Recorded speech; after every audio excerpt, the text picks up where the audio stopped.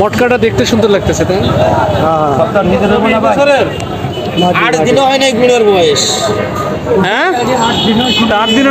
ও আচ্ছা, আখের গুড়। ও আচ্ছা, আমাদের কিছু কমু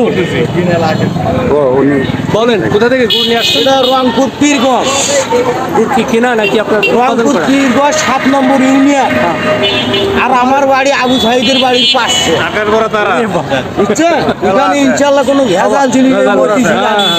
আবু সাইদের করলে তো আরেক এত বড় মটকা নিয়ে আসলেন কি করে? এ মামা, এত বড় মটকা নিয়ে আসলেন কিভাবে? এই রংপুরের তানাগুড় রোজা মাসের কারণে আনছি। মানুষ ভালো মন্দ খাবার পায় না, দেখি পায় না, না পায়। মটকা আনলেন কিভাবে? এটা এত বড় মটকা? এই মটকা আনছি পিকাবে করি, খেয়াল দিয়ে এইরকম পান দিয়ে সুন্দর করে 2 দিন লাগছে আনতে। এই মটকাতে কয় কেজি গুড় আছে? এটা কুল আছে 45 কেজি, আর এটা রকম 10 কেজি। এই মোট 50 কেজি। দাম কত? 45 কেজি দাম কত? 45 কেজি এখন ঢাকা শহরে 9000 টাকা। 9000 টাকা দাম। অরিজিনাল গুড়? Original apple.